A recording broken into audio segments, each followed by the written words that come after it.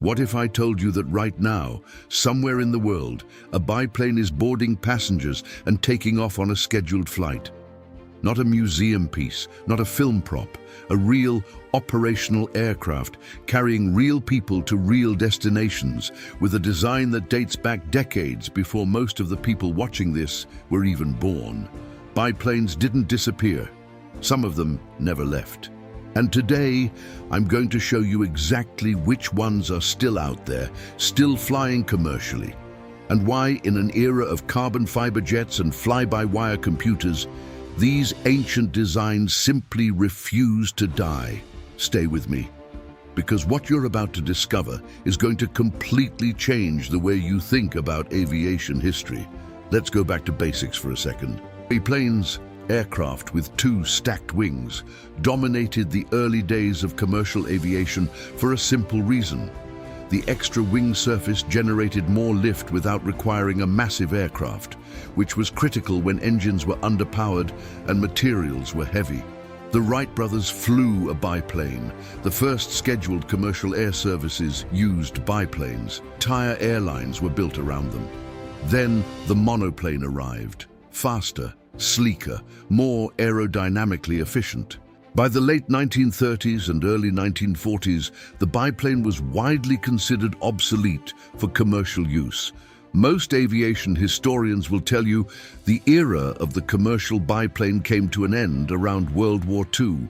Most aviation historians, not all. Because in 1947, the Soviet Union introduced an aircraft that would completely ignore that trend. An aircraft so brilliantly engineered for its specific environment that it's still in active commercial use today, nearly 8 decades after its first flight.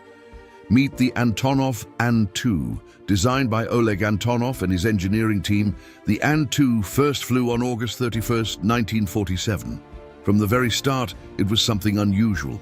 A single-engine biplane capable of carrying up to 12 passengers, built specifically to operate from unprepared surfaces, dirt fields, grass strips, frozen rivers in the middle of Siberia. Anywhere a flat surface existed, the An-2 could work with it. The biplane configuration wasn't a step backward in time. It was a deliberate engineering decision. The double-wing layout gave the An-2 an extraordinarily low stall speed, so low that in certain strong headwind conditions, the aircraft can actually achieve a negative ground speed, meaning it moves backward relative to the ground while technically still flying forward through the air. It sounds like a joke. It is absolutely real. And it perfectly illustrates how uniquely capable this aircraft is at low speeds and in difficult conditions. The numbers are staggering. More than 18,000 An-2s were produced across its production history, built in the Soviet Union, in Poland under license by PZL Milek, and in China as the Yunshuji Y5, a version that continued to be manufactured well into the 2000s. It became the workhorse of Soviet aviation infrastructure, carrying mail, cargo, agricultural supplies, parachutists, and passengers to thousands of remote communities that larger, faster aircraft simply couldn't reach. If you're enjoying this, take a second to hit the like button. It makes a real difference in helping this channel grow. And if you haven't subscribed yet, now is a great time so you don't miss what's coming next. Here's what's genuinely remarkable. The An-2 is still flying. Right now. In Russia, Kazakhstan, Cuba, parts of Central Asia and several African countries, the An-2 continues to operate on regional passenger routes, cargo runs, agricultural missions and parachute training operations. Some operators have gone further, retrofitting the An-2 with modern turboprop engines to squeeze even more useful life out of a proven airframe. An aircraft designed in the 1940s with a biplane configuration that was already considered old-fashioned at the time is still moving people and goods in the 21st century. That's not sentiment. That's engineering that simply works. Comment below.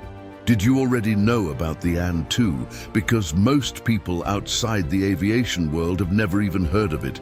which is honestly wild given how significant this aircraft is. Now, the An-2 is probably the most impressive example of a surviving commercial biplane, but it's not the only one. Let's talk about an aircraft with a little more elegance and a very British story. The de Havilland DH.89 Dragon Rapide first flew in 1934. A twin-engine biplane designed for short-haul passenger routes, the Dragon Rapide was one of the most graceful aircraft of the interwar period and one of the most commercially successful biplanes ever built. Around 728 were produced, serving routes across the United Kingdom, Europe, and further afield throughout the 1930s and 1940s. Several airworthy Dragon Rapides still exist today. A number of them continue to carry passengers, not on scheduled commercial routes, but on scenic and heritage flights that give modern travelers a completely unique experience of what early commercial aviation actually felt like.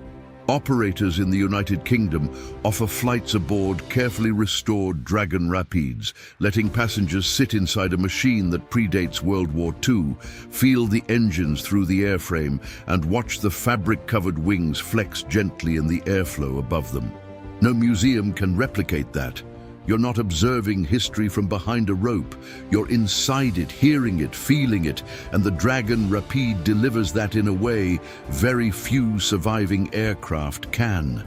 Then there's the Boeing Stearman, built in large numbers during the 1930s and 1940s as a military trainer for American and Allied pilots.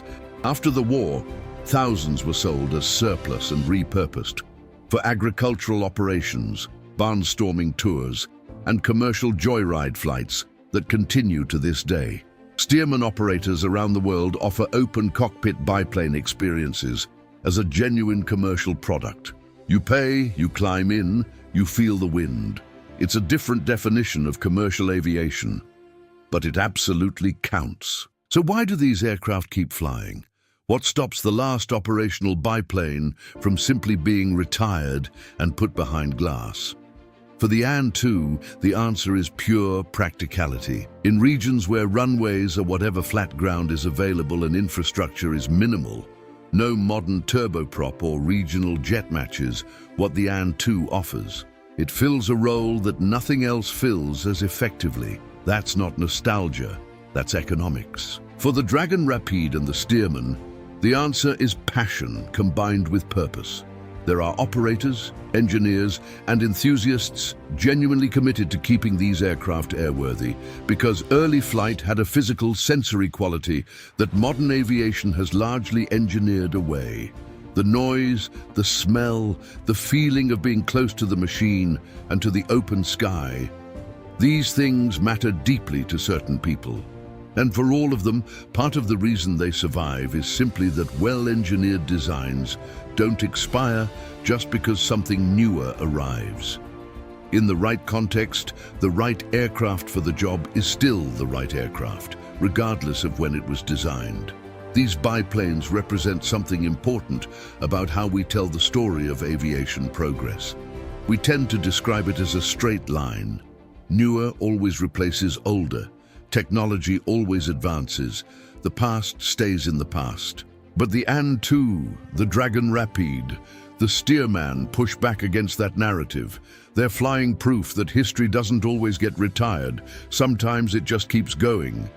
Next time you're at a smaller airfield or an air show, keep your eyes open. You might see a biplane taxiing toward the runway. And if you do, watch it carefully. Because what you're looking at is a machine that looked at obsolescence and simply wasn't impressed. If this video gave you a new perspective on aviation history, leave a like, subscribe to the channel, and hit the notification bell so you catch every new video. Let me know in the comments which of these aircraft surprised you the most. I read every single one. See you in the next video.